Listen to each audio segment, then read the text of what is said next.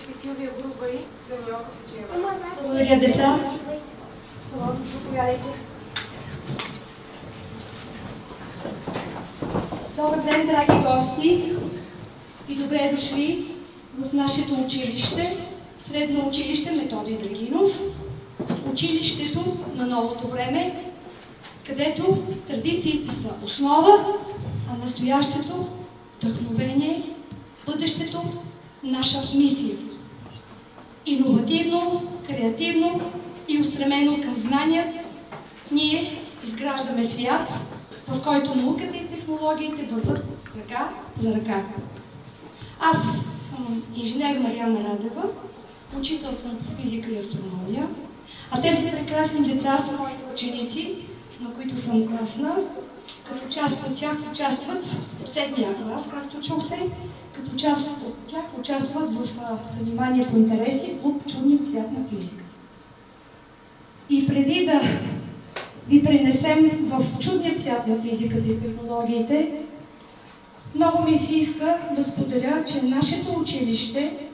нашето училище иновациите не са нещо ново, а са вече една изградена култура. Отдавна, бих казала, изградена култура, както и за поведение, а както и за провеждане на различни тренинги, култура за интердисциплинарност, проектно базирано обучение, STEM преходи. Просто ние до сега всичко това сме го правили, само че не сме го показвали винаги. И моменти от тези уроци ще видите сега в нашето мероприятие. Сега давам думата на моите ученици, простете, за така, заповядайте, деца. Добре дошли и от нас! Днес ще ви представим чудния свят на физиката по един много различен начин. Ще бъдем в ролята на млади изследователи-иноватори и ще ви поведем през технологиите на един учебен експеримент на знанията по физика и астрономия. Ще ви покажем как физиката не просто само ни заобикаля, но и как чрез нея създаваме бъдещето. Чрез знания, иновации и креативни идеи. Днес ще бъдем разказвачи на една научна история и ще ви представим моменти от часовете по физика и астрономия, като част от едно научно пътуване. От традиционното преподаване към иновациите и модерните технологии. Избрали сме темата физиката, основа на технологиите и вдъхновение за нашето бъдеще. Защото физиката е науката, която движи света напред, която създава технологии, която вдъхновява и подготвя за бъдещето учениците на новото време. А вие как мислите? Нека проверим и вашите знания. Какво е първото нещо, което ви идва на ум, когато чуете думата физика?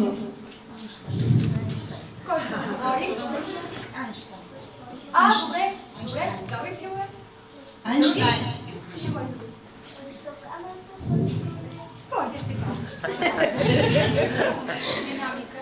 Формули, експерименти и трудни уроци. Закони. Добре. Динамика. Благодаря ви, деца. Ние от клуб Чудният свят на физиката решихме да попитаме децата от детската градина, техните родители, дядовци и баби няколко въпроса. Нека чуете какво казаха. Как се казваш? Ваня. Може ли да ти зададем тези въпроси? Да. Добре. Първият, който е, какво е първото нещо, което ти идва на ум, като чуеш думата физика? Закон. Вторият въпрос. Може ли да посочиш даден предмет, в наши дни, без който не може да живеем? В днешно време не можем да изключим телефон. Добре. Как се казваш? Как се казваш? Физика, това за... Аз си го...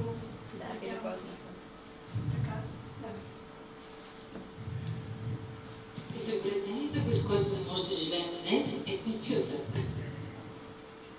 Физични явления, отразяването на светлината, оптиката, всички тия неща са свързани с физиката. Силни и лъчиста светлина, отразена от слънцето. Това е допълнителен въпрос. Да.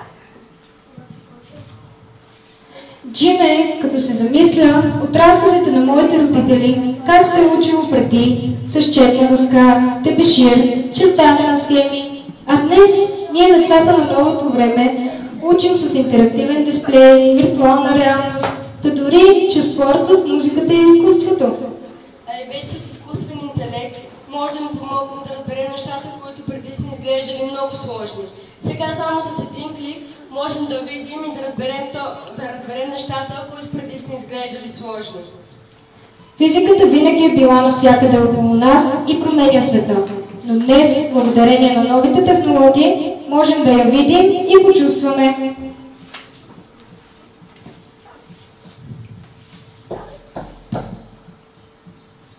Една пчеличка. Вау, какво е това място? Тук изглежда приказно. Не е приказка, сестричка. Това е кабинета по физика. Добре дошла в света на физиката. А какви са тези странни неща? Това бурканче жички ток ли прави? Не е то.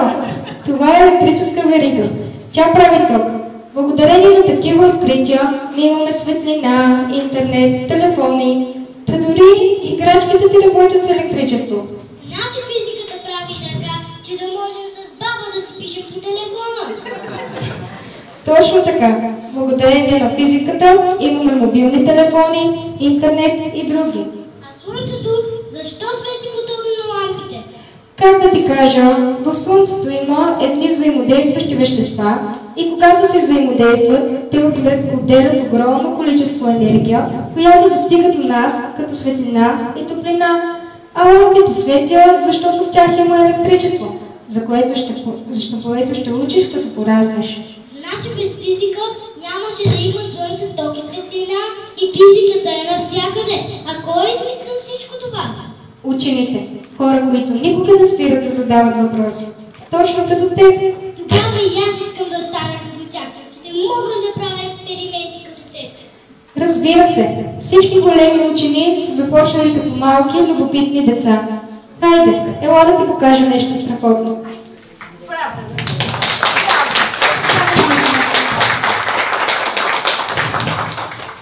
Приятели, нека нашия иновативен образователен спектакъл да започне сега. Нещо. Тук нещо се В презентацията ще видите физиката, основа на технологиите, традиционни и съвременни методи на преподаване, иновативни подходи на работа в часовете по физиката, открити уроци, тренинги, дигитални технологии, физични симулации, виртуална реалност, използване на AI и други. Децата на новото време, иновативни и креативни, разходка с VR в Международната космическа станция. А сега нека да видим как светлината не само ни разкрива света около нас, но и движи технологиите, които използваме всеки ден.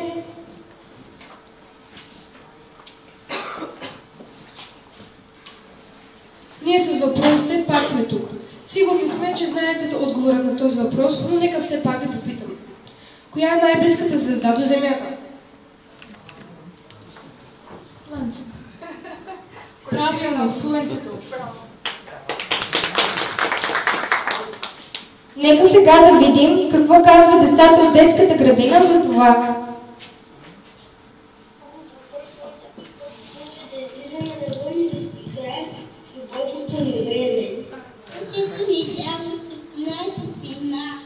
Слънцето е най-голямата звезда, Слънцето е голямо лъчето и ни топли, Слънцето е светлина. Без него беше да е тъмно и студено. Слънцето е кръгло и ни топли, светлината ни е Слънцето и топли. Добре, как се казваш? Вики. Може да ти задам няколко въпроса? Да. Добре, първият, който ще ти задам е, какво според теб е светлината? Слънце. Добре. Вики, ти си се позиционирала да правиш опити. Добре, искаш ли? Аз да ти кажа най-напред, да ти дам една задача. Можеш ли да направиш тази чашка невидима? Ми мога, как да не мога? Нали, за това ти давам задача. Аха! Чашата е невидима. Хайде опити по друг начин. Добре.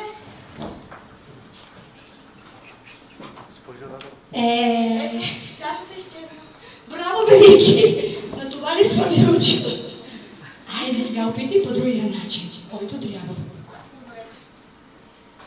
Какво ще? Взимаме по-голяма чаша и слагаме малката вътре внимателно.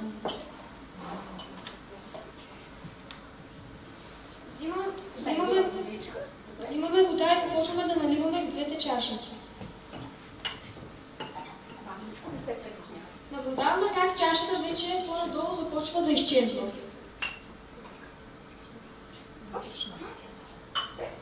Ето сега чашата вече не се вижда и е невидима. Вики, обясниш на публиката само този опит как става. Госпожо, този опит съм го качила в Инстаграм. Не сте ли видяли? Когато стигна 20 000 лайка, тогава ще ви кажа. Добре, Вики. Отивам да последния лайк. Благодаря, Вики. Дай сега да видим за какво беше тук преди моята задача. За опита ще са ми нужни епроветка. Добре. Какво е това? Оцветена вода с маркер, хайлайтър и един лазер.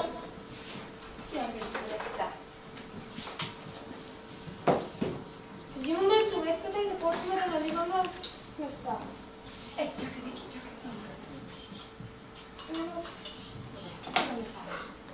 Чакай сега, първо, защото се изисква. Внимание, точно. Така. Взимаме лазера и започваме с опита.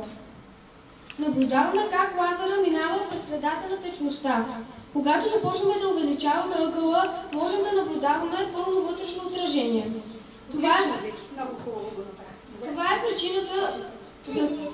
Това е причината за миражите в пустинята и за нагретия асфалт по шушето. Добре. И кой така, защо тази информацията, която достига до нас, как се наричаха тези кабели? Пълно вътрешно отражение. Това е приложението, но те как се наричат? Може би ще го кажат другите ученици. Добре. Оптичните влакна, оптичните кабели, да, които информацията се носи. Благодаря ти, Вики.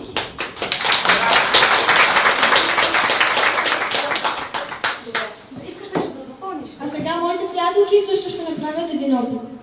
Заповядайте, деца. Това са Силвито и Мелани. А това беше Вики.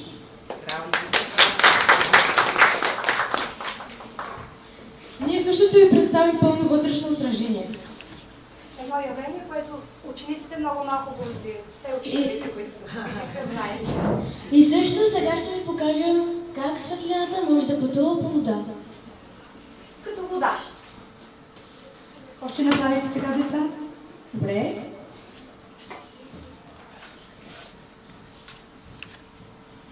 Насочваш лазера къде? Право в отворчето. И сега, вижда ли се хубаво? Внимавай хубаво. Виждаш ли хубаво? Да. Тече ли водата? Да. Вижда ли си светлината? Как тече светлината? Да. Добре.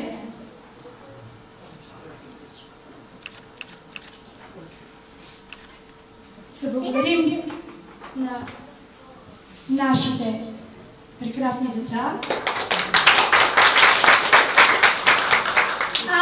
Тук едно момченце нещо от тебе иска да ни каже. Я кажи, Емчо, какво искаш да кажеш на как? Как може да направя един опит? Тебе дава зор. Заповядай, Еми. Да направим този опит, който го правим вкъщи. Добре. И сега пълно си пина.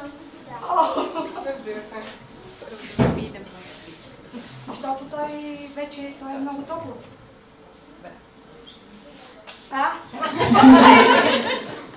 И сега? Какво беше? Само, че това ти пречи. Това ти пречи. Защо правиш така? Давай сега. Къде беше? Снимавай така. Къде беше?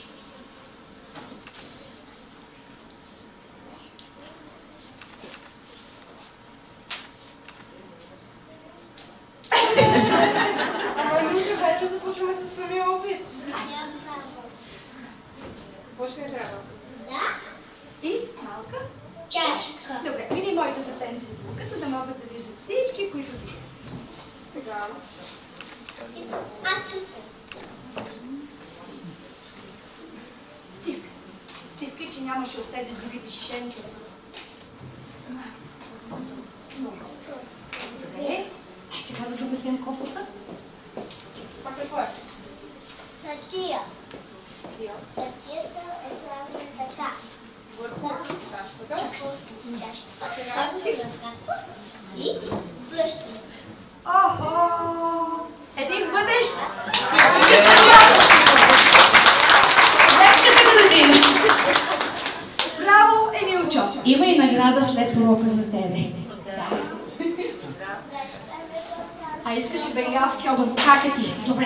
Вече искаш да покажа как се направим бенгалски огън. Ага.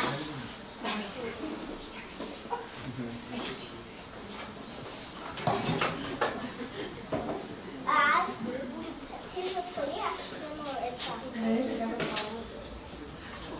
Сега да запомня. Види малко да страни моите деченци. Види моите. И пред това сега тук.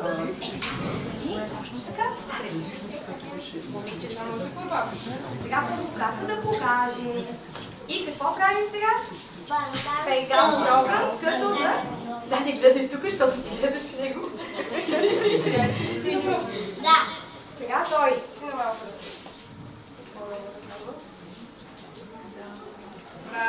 Браво на Емилчо!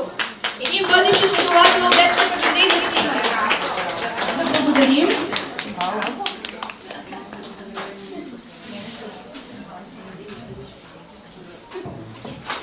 Вътре ли ще влезеш или тук ще останеш отвън? Къде искаш? Тук. Вземи си слънчо.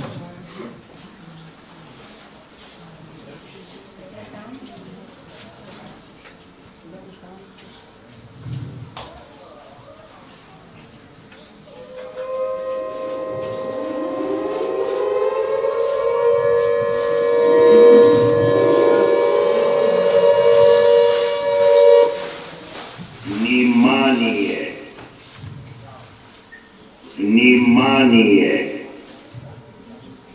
Внимание! Опасност от радиоактивно замърсяване. Опасност от радиоактивно замърсяване. Внимание! Всички да останат по местата си и да следват инструкциите. Не се тревожете. Това не е истинска авария, а част от проведен интердисциплинарен урок. Вече всички знаем за ядрената енергия, но за защитата при ядрени аварии знаем ли достатъчно? И да, понякога физиката изисква не само мислене, но и бързи реакции. Ако се озовем в такава ситуация, физиката ни учи не само как се разпространява радиацията, но и как да се предпазим от нея. А знаете ли кои са най-необходимите неща в такава ситуация? Ето някои от тях. Храна за 2-3 денонощия. Питейна вода. Лекарства. Документи за самоличност. Комплект връхни дрехи. Носими ценности и пари. Така както ни призовава да си правим пакети. Да. Това е част от един текст. Физиката ни дава знания и технологии, но ние трябва да знаем как да ги прилагаме в реалния живот. Тя предоставя научна основа за много от технологиите и методите, използвани в гражданската защита. Нека да благодарим на нашите радиозащитници.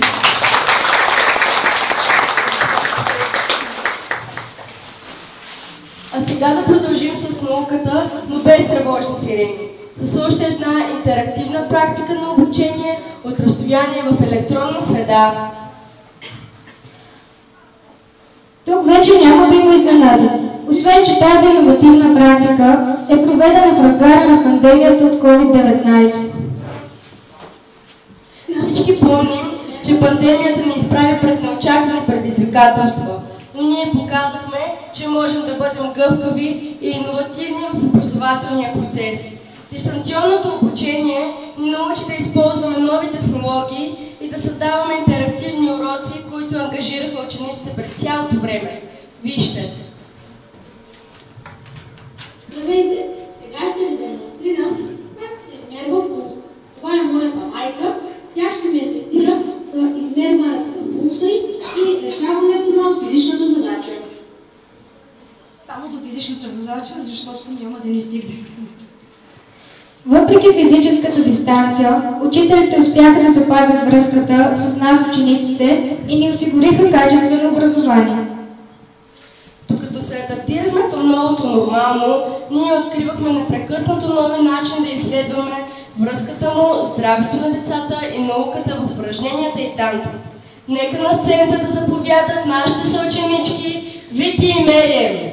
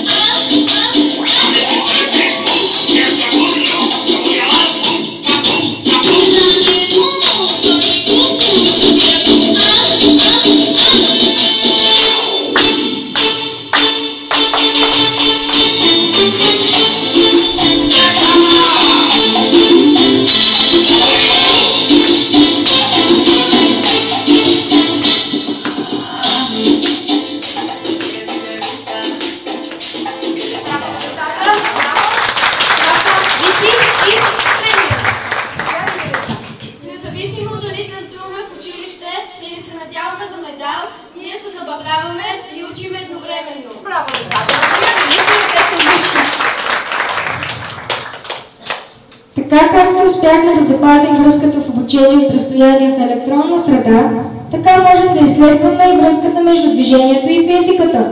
Например в танца. И ние го правим. Танцът изглежда изкуство, но всъщност и той е наука. Всяко движение се подчинява на законите на физиката. Гравитацията ни държи на Земята, инерцията ни кара да продължим движението, а триенето ни помага да спрем на време. Мони, знаеш ли, че движенията в танца също могат да се анализират и чрез изкуствен интелект? Как ускоряваме, как балансираме? Не да обясняваш. Този час няма да пишем оценки, а ще се забавляваме. Благодаря. Продължавайте, деца. Движението е в основата на всичко. От танца до най-мощните технологии. Но какво обаче задвижва света около нас? Досещате ли се? Разбира се. Това е електричеството. Нека усетим магията на електричеството и да видим какво може да прави електричният ток. Електричният ток кара лампите да светят, телевизора да работи и чуповете на батерии да вървят. Електричният ток помага на всички нас работа. Електричният ток съберете в своите играчки. Не трябва да използвам много разумно. Токът ни позволява да си гледаме телевизия. Да си гледаме телевизия. Искате въпроса да задавате? Добре. Ние сме тук отново за въпросите. Този път ще питаме какво ще се случи, ако утре изчезне електричеството. Без интернет, без телефони, без светлина, пълен хаос. Значи, публиката трябва да отговори.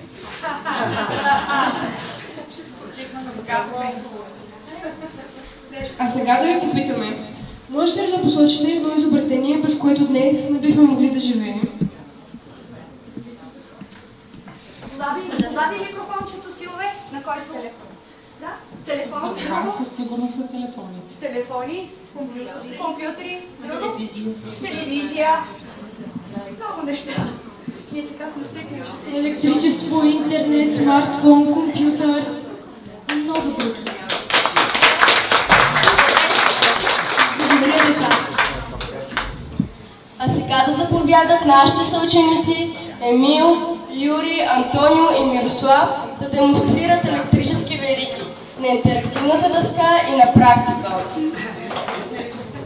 Тук ще видим как физиката оживява. От електрическа верига до физична симулация. Установен факт е, че мозъкът има тенденция да запомня 10% от това, което чете, 20% от това, което чува и 90% от това, което прави или симулира. Значи сме на прав път.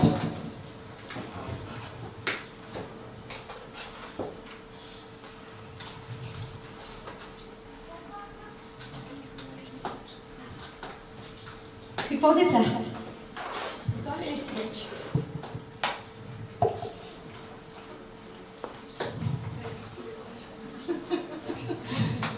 Много добре наблюдава нашия ученик. Те са така ученици. Така, лампата свети. Покажи моето момче. Аз и моят приятел Юрий върху тази физическа... Аз и моят приятел Юрий върху тази физическа симулация изградихме електрическа верига, която се състои от 3 източника, проводници, консуматор и превключвател. А как си ги свързва трите източника? Последователно. Добре, а какво трябва да бъде напрежението при последователно свързване? Сума от какво? Кой ще го учите? Юрий. Добре. Сега моят приятел Юрий ще измери тока и напрежението в тази електрическа верига. Сега с волтметъра ще измерим напрежението на едната батерия, след това на трите.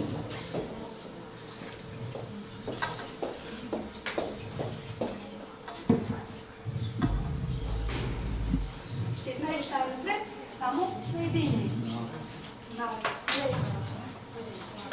След като свързахме волтметъра успоредно, волтметърът показва, че е 9 волта. А когато са 3, става 3 по 9? 3 по 9, 27 волта. Айде сега измери и на трите. Общият брой волтове е 27. А тока какъв е? По-стоп? Но нали ще се забавляваме днес? Аз реших малко да ви... Добре? Сега ще измерим с амперметъра.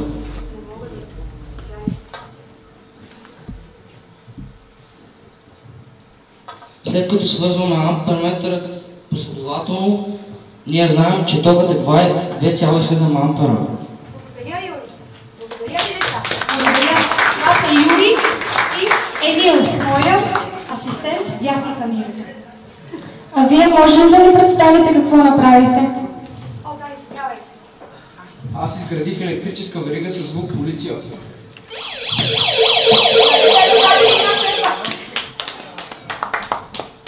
Аз направих електрическа верига с звук на линейка и светлина. Мирославчо, покажи. Дай. Значи, някой е записал. И трябва да му помагаме. Благодаря, деца. Нека да благодарим на нашите съученици за блестящото представяне и да си пожелаем никога да не спира тока.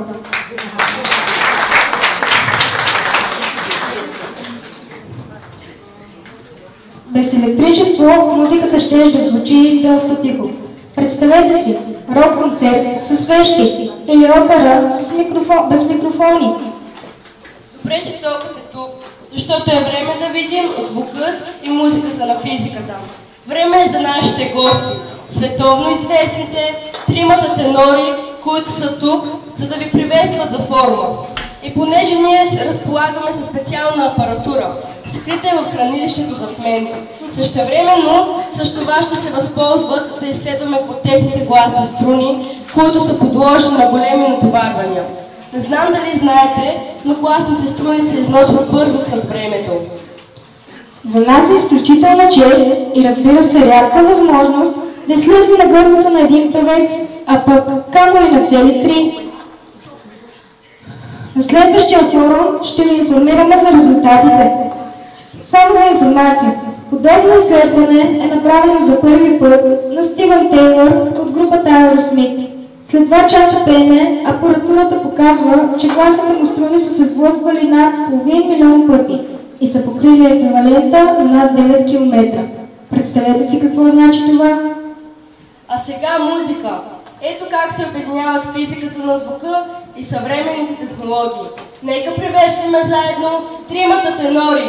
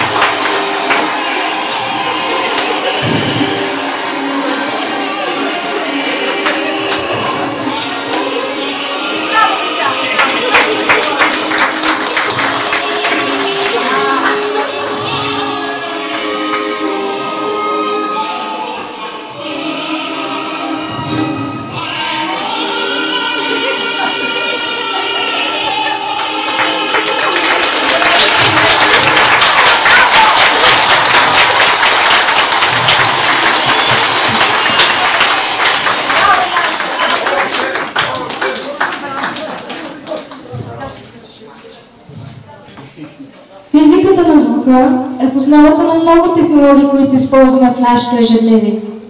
Физиката вече не е само учебник и задачи. Като се замисля, ние я преживяваме. В иновативните практики, които ви показахме.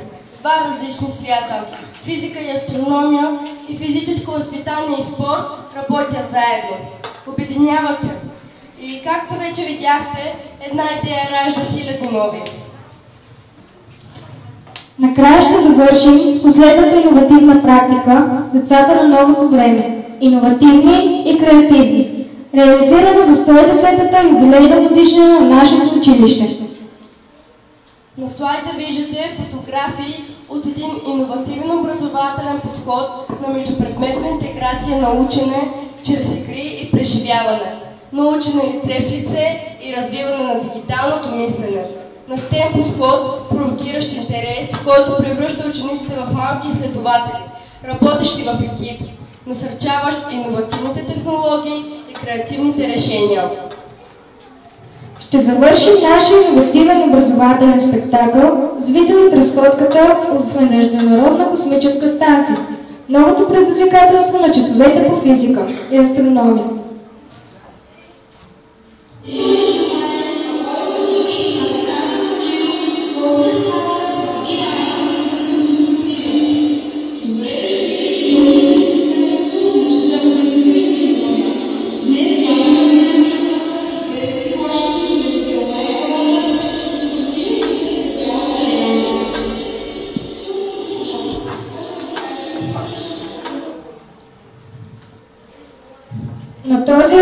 На този адрес можете на живо в реално време да влезете и да наблюдавате моментното състояние на полета на Международната космическа станция от специални веб камери Космос Земя, където винаги има дежурни от Земята, които осъществяват връзка и контрол.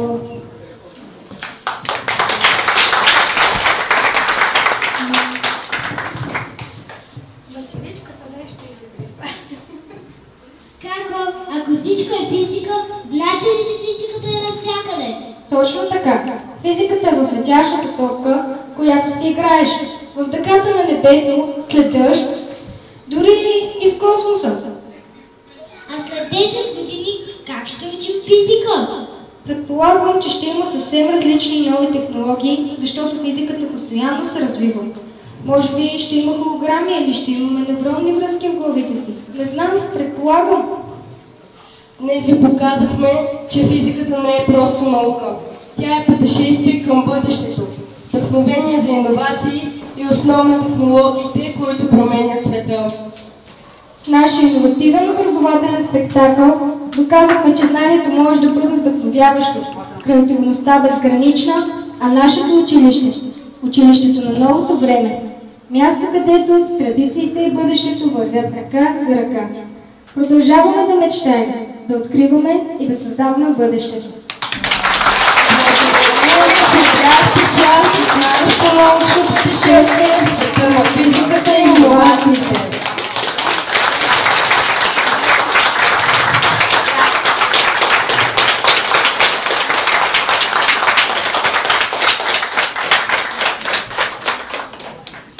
Да благодарим на децата и най-вече на инженер Мариана Радева, учител по физика и астрономия и не само, един вдъхновител.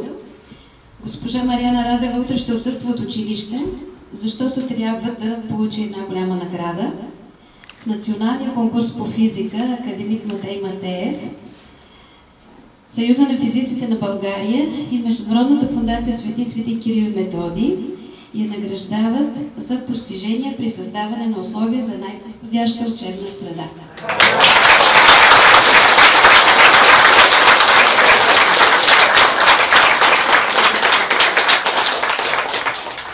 И едно момиченце, всъщност всички заслужават, Даниелка Беджиева. Дани.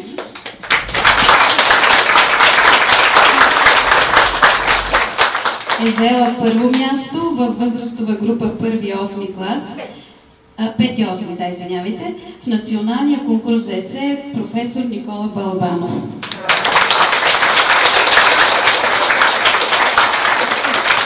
И съвсем скоро ще участва, нали така не греша, в младежката научна сесия по физика, която е част от 53-та национална конференция по въпросите на обучението по физика.